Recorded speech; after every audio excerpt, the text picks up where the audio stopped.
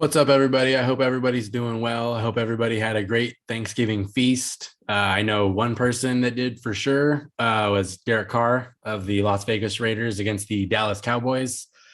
Put up like 400 yards on them. And every time you watch Carr, there's like two versions. You get the one that's mediocre, or you get the one that looks like he was an MVP, almost an MVP a few years ago before he got his ankle broken.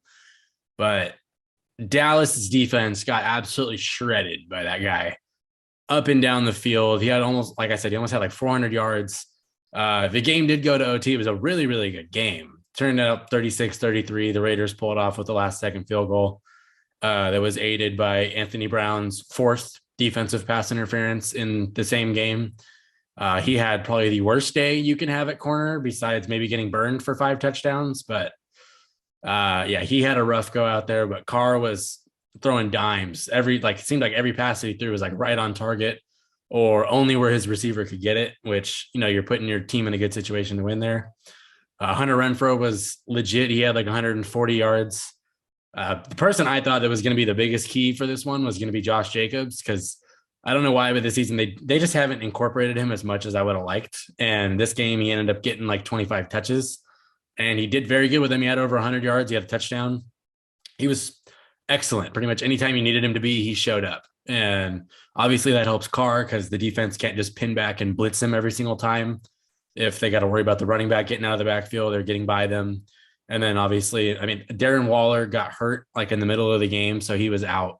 But Renfrow stepped up. Deshaun Jackson had like 100 yards. He had a deep bomb for a touchdown.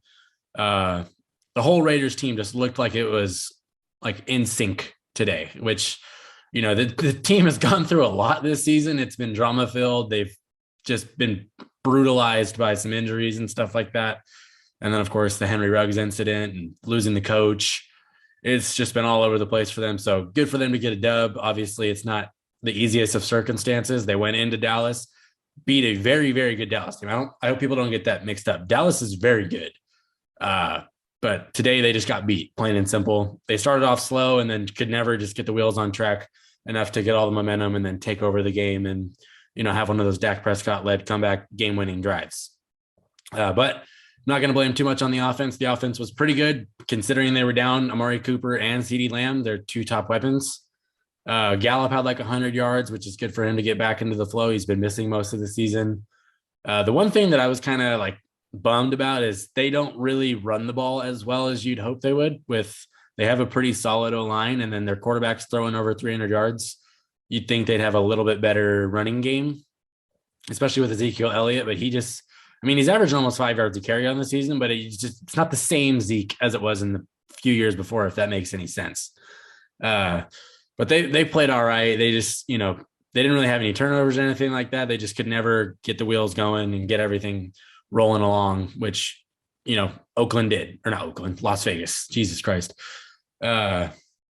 So the Raiders, good dub for them. They needed it. I think they're 6-5 now and still in the playoff hunt.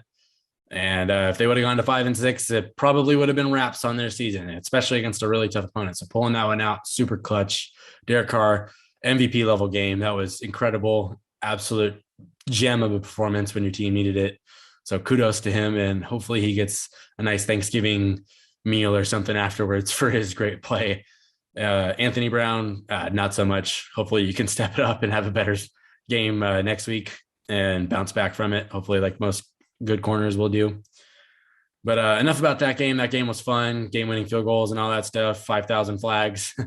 A game that I didn't think was going to be very good, but I was really, really hoping for the Lions to pull off their first win of the season, because the Bears just seemed like a prime opponent for it, with the controversy that their coach might get fired after the game. And the Lions, they started off hot. They had like a 50-yard touchdown throw, and if you've watched them all this season, that they have not gotten like any of those plays at any point in the season on passing plays. So they started off well. Their defense actually played really well pretty much the entire game. They got a red zone interception, saved them some points at the end of the first half. And, they played well enough to win if they just had any like pulse on offense. DeAndre Swift left the game in like the second quarter or something like that, or end of the first, whatever it was. And then he never came back. That's pretty much all they really have on offense, with the exception of like TJ Hawkinson. So as soon as they lost him, the offense kind of just floundered a little bit. and the defense kept him in it. And I'm praying for Dan Campbell, the head coach, because he seems like such an awesome coach to want to play for, and to not have a win yet. It's really, I don't think a lot of it's his fault. Obviously, some of it's on the coach, but I think as soon as he gets more talent, especially offensively, that team is actually going to be, 3-4 years down the line, so long as they don't fire him. I think that team will be very, very good if they draft right and sign the right free agents, and everybody kind of gets it, they get it going for once, which that team, the Detroit Lions haven't really had that since Barry Sanders, and that was mostly the Barry Sanders show. But Bears, they get a close win. They needed it. I don't know if hopefully Justin Fields is still the starting quarterback when he comes back. They're not winning anything this season. I don't think it's too much of a quick judgment on that. They're just not that great. Darnell Mooney, though, that is one that needs a lot of credit because he had over 100 yards. I've been kind of paying a little bit more attention to him the last probably 4 weeks, and his route running is like Keenan Allen-esque, and he's a little bit faster, I think. But I think that's a good comparison for him in terms of the route running because he's very smooth with it. As soon as he shores up his hands, which I'm sure he's going to do, he's a young player. But they look like they got a gem at wide receiver, and they haven't really had one of those since Alshon Jeffrey. Allen Robinson had a great year like last year, but as one of the ones that they drafted, I think Mooney's got a really good shot to be a very good Bear for a long time.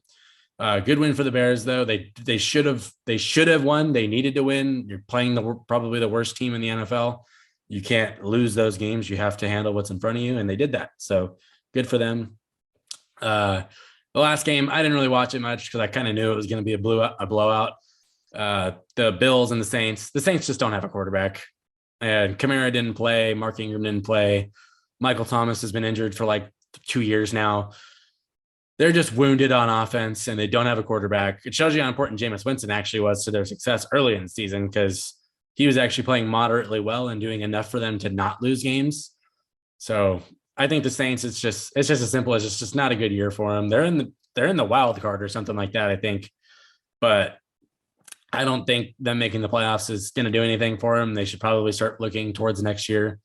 Obviously, you're not going to tell the players that, but as a franchise, as an organization, that's probably where you're looking, especially considering Trevor Siemian is not your quarterback of the future. If he is, fire whoever's in charge because it's just not it. And that's not his fault. I think he's a good backup to have to put in for a game, or, if your quarterback gets hurt in a game and gets concussion or something, he might be okay. But as a starter long-term, no, you got to find something else. I hope Alvin Kamara comes back soon. I'm a huge fan of the guy. He's insane to watch. I feel like every time he runs out of the backfield, I see 7 defenders go chase him and they still can't get him. And it's kind of amusing to me, but he's got some of the greatest balance and his greatest hands. He's just a great running back. And I hope he gets healthy soon. MCL sprains are no joke. So hopefully he's be able to get back on the field next week. And then if they're going to try and make the playoffs, he's probably going to be the reason why, other than the defense being all right. But the team that won the game was the Bills. They dominated it from start to finish. The Bills, I don't know what to think of them. They should have won the game, and the Bills have lost to some very questionable opponents, and they've beaten some very good teams. So they're just one of those teams. I have no idea what to expect from them. I think they go as far as Josh Allen can take them without being reckless and turning the ball over, which anytime, the last couple postseasons, he's having to do too much. And it kind of looks like the offense is on that same path again because they don't really have a running game and they're super reliant on the pass. And those teams are usually very easy to game plan for in the playoffs. If the Patriots were to match up against them, I'd probably take the Patriots just because their defense is so good and they're so well coached and they do enough on offense to win games. So I don't know. The Bills are just one of those teams where, if they made the Super Bowl, would I be surprised? No, I wouldn't. But do I think they will? No, there's haven't been enough consistency for me to be yeah, that's a team right there that's definitely got a realistic, great chance to win the Super Bowl or make it there. Josh Allen's a stud, but I don't think they have enough of a running game. I bet the over on Devin Singletary's yards, which was 6 yards is what he needed to get. He got me 4.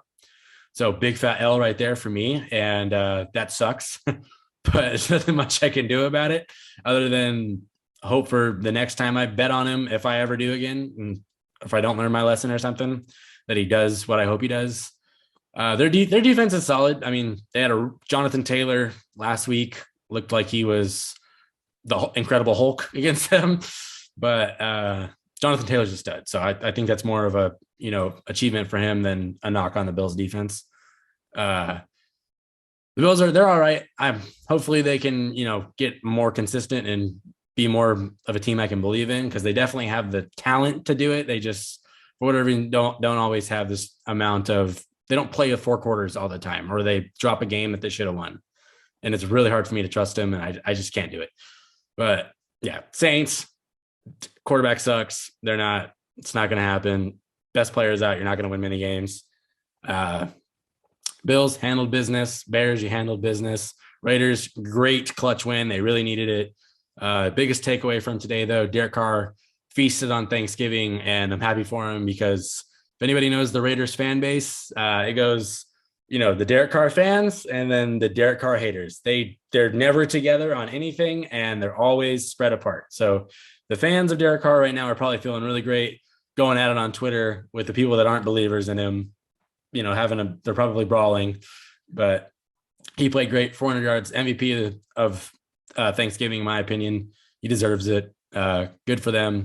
Raiders, maybe they can get something going now. Maybe they can get this, what seems like a brutal season, on track and get rolling, which I think is very possible. I think the recipe for them is playing through Josh Jacobs and letting Derek Carr make plays when he needs to make plays. Yeah, I mean, it was a cool Thanksgiving Day. I hope that next year they put like more teams that are generally going to be more exciting. Like, why don't we ever see like, who's a good team? Like the Bucks. Put the Bucks on there. Put the Rams, the Chargers. You could put the Chiefs on there. There's so many other teams, and we always get the same teams every year, and it's kind of dull at this point, especially when they're not good. And I want to see good football on Thanksgiving. I don't want to see trash teams going at it playing like trash. But not to be too harsh on some of the teams that played today, but moral of the video, theme of the video, Derek Carr, MVP game. He deserves it.